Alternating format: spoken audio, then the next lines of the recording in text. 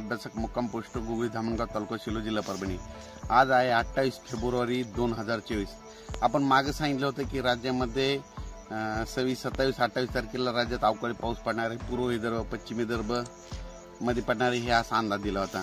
पण आता परत शेतकऱ्याला सांगतो, म्हणजे हे अवकाळीचं संकट कधीपर्यंत राहणार आहे, म्हणून हा अंदाज लक्षात घ्यायचा। राज्यात एकंदरीत परिस्थिती बघितली तर राज्यामध्ये आज आहे 28 फेब्रुवारी, उद्या 29 आणि परवा 1 मार्च आणि 2 मार्च। तर राज्यामध्ये आणखीन 2 मार्च पर्यंत अवकाळीचं संकट राहणार आहे।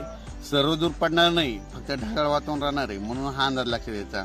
पण राज्यात एकंदरीत परिस्थिती बघितली तर म्हणजे 2 मार्च पर्यंत पूर्व विदर्भ, पश्चिम विदर्भ तुरळक ठिकाणी अवकाळीचं संकट राहणार आहे।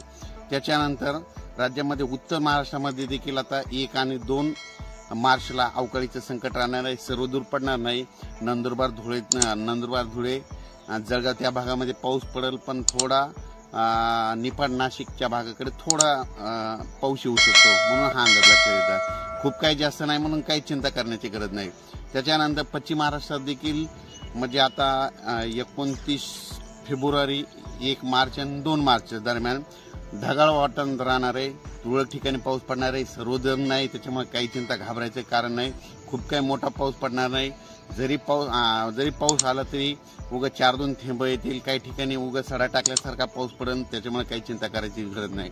पण राज्यामध्ये 3 मार्च पासून म्हणजे 3 मार्च 2024 पासून राज्यातलं हवामान कोरडं राहणार आहे, म्हणून हे देखील लक्षात घ्यायचं।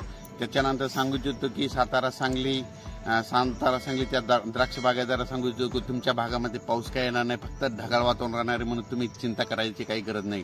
फक्त राज्यामध्ये आता म्हणजे 29 फेब्रुवारी, 1 मार्च आणि 2 मार्च दरम्यान पूर्व विदर्भामध्ये तुरळक ठिकाणी, त्याच्यानंतर पश्चिम विदर्भामध्ये तुरळक ठिकाणी आणि त्याच्यानंतर मराठवाड्यामध्ये तर म्हणजे जास्त नाहीच, समजा नुसतं तुरळक ठिकाणी कुठंतरी एखाद्या जिल्ह्यात, एखाद्या गावामध्ये कुठेतरी पाऊस येईल, त्याच्यामुळे काही मराठवाड्यातल्या शेतकऱ्यांनी घाबरायची गरज नाही। त्याच्यानंतर पश्चिम महाराष्ट्रात देखील ढगाळ वातावरण राहणार आहे, 2 तारखेपर्यंत ढगाळ वातावरण राहणार आहे, म्हणून ही अंदाज लक्षात घ्यायचा। अचानक जर वातावरणात बदल झाला तर परत एक मेसेज दिला जाईल।